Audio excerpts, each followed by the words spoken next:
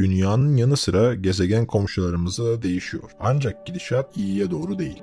Venüs'ün değişen iklimi. Yapılan araştırmalara göre komşumuzun iklimi dramatik bir şekilde değişti. Birinci adım. Mama Okyanusu. Venüs ilk zamanlarında gezegeni oluşturan yüksek enerjili çarpışmaların bir sonucu olarak büyük ölçüde erimiş haldeydi. Bu durum gezegen genelinde yaygın bir Mama Okyanusu oluşturacak çok yüksek sıcaklıklara yol açtı. İkinci adım. Gaz ve buhar. Çarpışmalar Venüs'e suda dahil olmak üzere maddeler ekledi. Gezegenin etrafında büyük ölçüde karbondioksit ve buhardan oluşan erken bir atmosfer oluşmaya başladı. Üçüncü adım. Soğuma ve yoğuşma. Çarpışmaların sayısı azaldıkça gezegen soğumaya başladı ve yüzeyde katı bir kabuk oluştu. Buhar atmosferden yoğuşmaya ve yağmur olarak düşmeye başladı. Göller, nehirler ve denizler meydana getirdi. Dördüncü adım. Vokufer volkanizması. Kabuğun altında Mama Okyanusu varlığını sürdürdü ve volkanizmaya yol açtı. Bu volkanları bugün hala Venüs'te görebiliyoruz. Patlamalar atmosfere büyük miktarlarda karbondioksit ekledi. Beşinci adım. Küresel ısınma. Karbondioksit güçlü bir sera gazıdır. Güneş enerjisinin içeri girmesine izin verir ancak dışarı çıkmasını zorlaştırır. Bu durum zamanla Venüs'teki sıcaklığı suyun kaynama noktasının çok ötesine yükseltti. Göl, nehir ya da deniz kalmadı. Gezegenlerdeki iklim değişiklikleri. Merkür 167 santigrat derece. Merkür'ün kutuplarında özellikle güneş ışığını görmeyen noktalarda su buzu çepleri olduğuna dair kanıtlar var. Ancak bunlar yakında buharlaşacak. Venüs 464 santigrat derece. Venüs zaten neredeyse tamamen karbondioksitten oluşan kalın bir atmosfere sahip. Sıcaklıklar daha da yükselirse bu atmosfer yanabilir. Dünya 15 santigrat derece. İklim değişikliğinin dünya üzerindeki etkileri zaten iyi belgelenmiş durumda. Deniz seviyelerinin yükselmesi, deniz buzlarının erimesi, sıcak hava dalgalarının daha yoğun yaşanması ve mevsimlerin değişmesi bekleniyor. Ay -20 santigrat derece. Astronotlar Ay'ı ziyaret ettiğinden beri Ay'ın sıcaklığı birkaç derece arttı. Bu çok fazla etkisi olmayacak bir değişiklik. Çok fazla bir ısı artışı Ay'ın yüzey maddesini parçalayabilir. Phobos. Phobos'un iklim değişikliğinden etkilenme olasılığı da düşük. Mars'a çarpma olasılığı ise daha yüksek. -4 santigrat derece. Mars -65 santigrat derece. Kızıl gezegen halihazırda iklim değişikliğine tanık oldu. Atmosferin incelmesi sıvı suyun artık yüzeyde tutulamayacağı anlamına geliyordu. Yüzey altındaki su eninde sonunda kuruyacak. Deimos -40 santigrat derece. Mars'ın iki uydusundan küçük olanı yavaş yavaş uzaklaşıyor. Sonunda kızıl gezegenin çekiminden kurtulacak ve kendini uzaya doğru bir yolculukta bulacak. Ganymede -112 santigrat derece. Ganymede'de ısıyı hapsedecek bir atmosfer yok. Ancak buzu eriten ve kayanın içe doğru batmasına neden olan geçmişteki ısınma sayesinde kendi manyetik alanına sahip. Europa -160 santigrat derece. Europa'nın yüzey sıcaklığı büyük ölçüde güneşin ısısını tutma kabiliyetine göre belirlenir. Uydu ısıtılırsa yüzeyindeki buz kaybolur. Jüpiter -110 santigrat derece. Güneşimizin yaklaşık 5 milyar yıl içinde kırmızı bir dev haline geleceğini biliyoruz. O zamana kadar karasal gezegenler yok olacak. Ancak bazı gezegensel maddeler bu gaz deviyle birleşecek. Titan -179 santigrat derece. Geçmişte atmosferi ısındıkça sıvı azot cepleri uydunun kabuğundan püskürmüş olacak. Bu da sıvı metanın kraterlerini doldurduğu Titan'ın iklim değişikliğine duyarlı olabileceğini gösteriyor. Enceladus -174 santigrat derece. Çoğunlukla taze temiz buzla kaplı olduğundan Enceladus sıcaklıkların artması durumunda şüphesiz zarar görecektir. Satürn -140 santigrat derece. Güneşin daha büyük ve daha sıcak hale gelmesi durumunda Satürn halkaları neredeyse tamamen su buzundan oluştuğu için buharlaşacaktır. Ceres -73 santigrat derece. Cüce gezegen Ceres'in potansiyel olarak yaşamı desteklediğinden halihazırda bahsediyoruz. Ceres nispeten sıcak ve sulak. İç ısısı donmasını engelliyor. Uranüs -224 santigrat derece. Astronomlar onlarca yıllık soğumanın ardından Uranüs'te sıcaklık artışını şimdiden görmeye başladılar. Isısının çoğu iç salınımdan kaynaklanıyor. Neptün -214 santigrat derece. Garip ama Neptün Uranüs'ten daha uzakta olmasına rağmen aslında daha sıcak. Isındıkça atmosferi uzaya doğru buharlaşacak. Plüton -225 santigrat derece.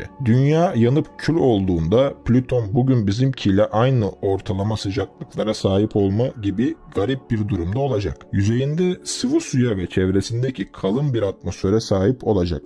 Endüstrinin etkisi. Atmosfere karbondioksit ekleyerek güneşten gelen ısıyı daha fazla hapsettik. Gezegenimiz zamanla uyum sağlayacak olsa da bu uyum yaşam biçimimizi ciddi şekilde etkilemeyecek kadar yakın değil.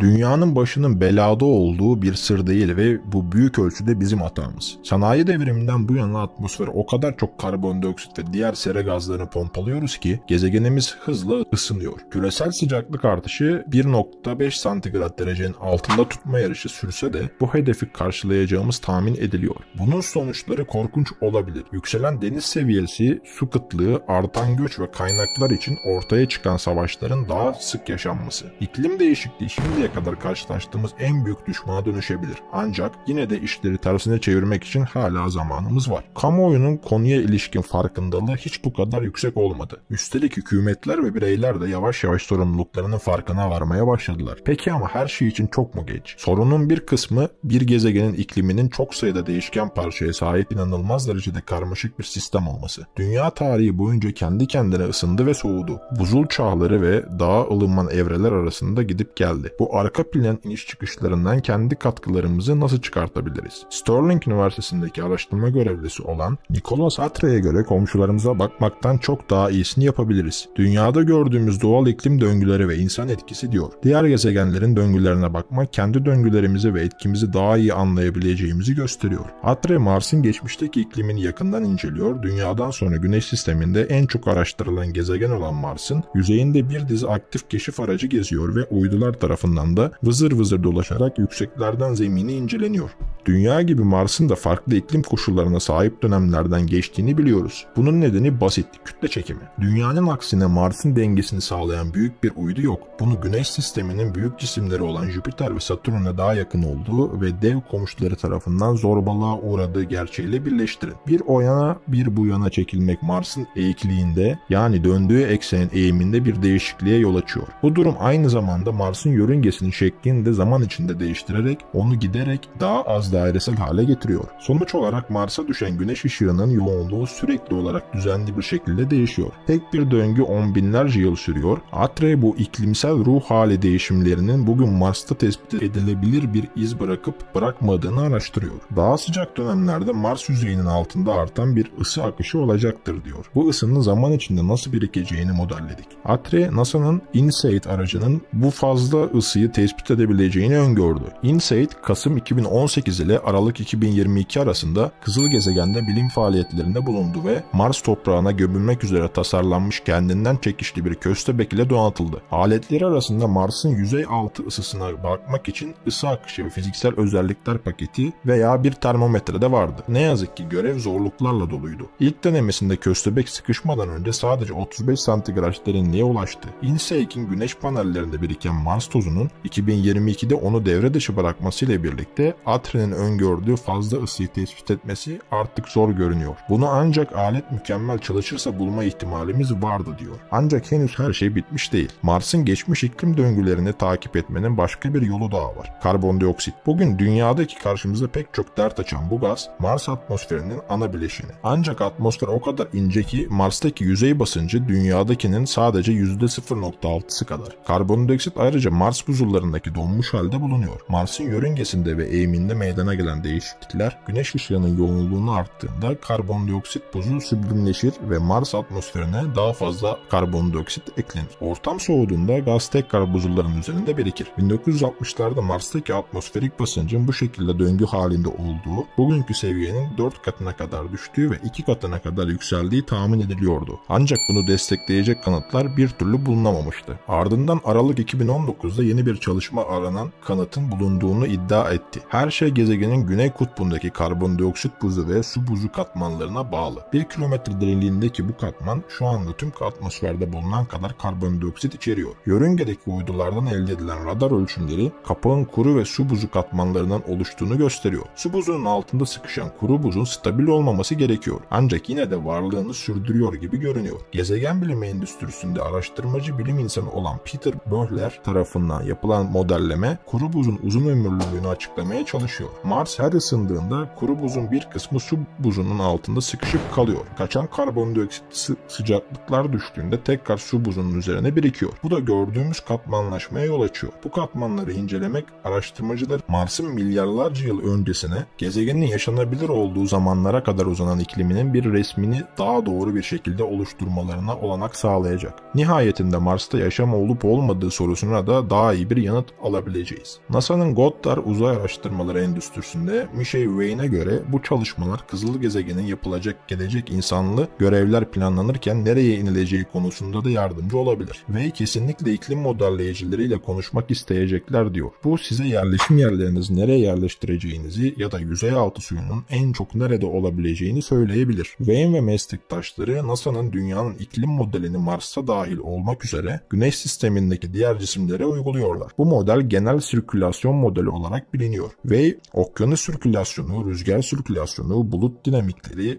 ve farklı bulut türleri gibi faktörleri birleştiriyor diyor. Ayrıca atmosferimize kaç foton girdiğini ve bunların nasıl soğurulduğunu ya da yansıtıldığını da tahmin ediliyor. Bu modeli diğer dünyalara taşımak kolay bir iş değil. Bunu modern Mars'a uygulamak çok zor diyor. Bilgi işlem gücündeki gelişmeler daha karmaşık modellerin daha kısa sürede çalışmasını sağladığından zaman geçtikçe daha kolay hale gelecek. Eğer Mars zorsa Venüs'ün iklimini modellemek daha zor. Dünyanın ikizi olarak adlandırılan bu gezegen adeta acımasız bir cehennem çukuru. Kalın karbondioksit bulutları Güneş'in ısısını hapsederek sıcaklık 400 santigrat derecenin üzerine çıkmasına neden oluyor. Atmosfer basıncı Dünya'nınkinden neredeyse 100 kat, Mars'takinden ise 15.000 kat daha yüksek. Bu durum Venüs'e uzay misyonları indirme kabiliyetimizi ciddi ölçüde kısıtlıyor. Yüzeye inmeyi başaranlar da bu kargaşaya çok çabuk yenik düştüler. Ve Venüs için elimizde çok az veri var diyor. Mars'ın aksine sıcaklık ölçümleri yapacak çok sayıda keşif aracı indiremezsiniz. Sonuç olarak modellerimiz zorlanıyor. Şimdiye kadar geliştirilen modeller Venüs için gezegenin erken mağma okyanusunun ne kadar süre boyunca varlığını sürdürdüğüne bağlı olarak iki farklı olası iklimsel geçmişe işaret ediyor. Kayaç gezegenler gezegenimsi adı verilen kaya ve metal yığınlarının katı maddelerini eritecek kadar büyük bir şiddetle birbirine çarpmasıyla oluşuyor. O dönemde ışığı daha yoğun olan Güneş'e yakın olmak, sıcak bir mağma okyanusunun varlığıyla birleşince buhar ve karbondioksitten oluşan bir atmosfer yarattı. Ve atmosferik basınç modern dünyadan 1000 kat daha fazla olabilirdi diyor. Bir su molekülü bir oksijen atomuna bağlı, iki hidrojen atomu yani H2O. Sıcak Venüs'te bu bağ düzenli olarak kopuyordu. Hidrojen uzaya kaçarken oksijen mağma okyanusunun içinde hapsolmuş olabilir. Wayne eğer durum buysa Venüs son 4 milyar yılın büyük bir bölümünde kuru ve çölleşmiş bir dünya olmuştur diyor. Alternatif ise mağma okyanusunun çok daha kısa ömürlü bir evresi olması. Wayne o zaman suyu göllere, nehirlere ve okyanuslara yoğunlaştıracak kadar soğuk olurdu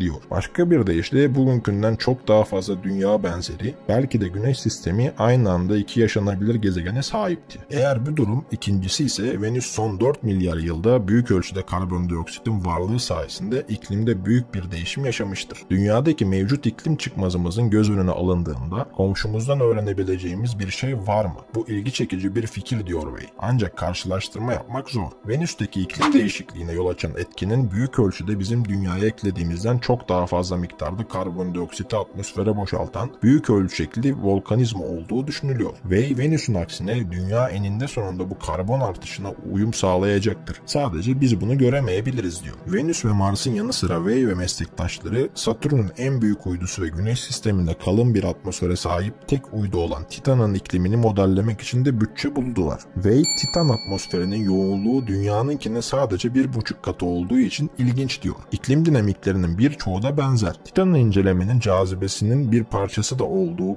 Cassini görevinden ve 2005 yılında Satürn uydusuna inen Huygens iniş aracından gelen zengin veriler. Way buldukları pek çoğumuzu şok etti. İnsanların aklını başından aldı diyor. Dünyada olduğu gibi yüzeyde buharlaşan ve yağmur olarak yoğuşan sıvı var. Ancak burada su yerine uydunun çok düşük sıcaklığı nedeniyle metan var. Araştırmacılar ayrıca yaşamın yapı taşı olarak bilinen karmaşık kimyasalları da tespit ettiler. Titan'ın bugünkü iklimini anlamak, geçmişte bu kimyanın prebiyotik molekül zincirlerinden tam gelişmiş biyolojik organizmalara sıçraması için uygun koşullara sahip olup olmadığını bize söyleyebilir. Dragonfly aracı bu çabada potansiyel bir kırılma noktası olabilir. 2019 yılında NASA Satürn uydusu boyunca tıpkı böcek adaşı gibi çeşitli bölgelerde kalkış ve iniş yapacak olan cüretkar pervaneli iniş aracını onayladığını duyurdu. 2027'de fırlatılması ve 2034'te varması bekleniyor. B'ye göre iklim modelcileri onun gelişimini sabırsızlıkla bekliyorlar. Güneş sistemini paylaştığımız dünyaların iklimlerini anlamaya yönelik tüm bu çabalar, iklim değişikliğine karşı verdiğimiz mücadelede bize bilgi sağlamaktan daha fazlasını yapacak. Ayrıca bize bir gezegeni uzun vadede yaşanabilir kılanın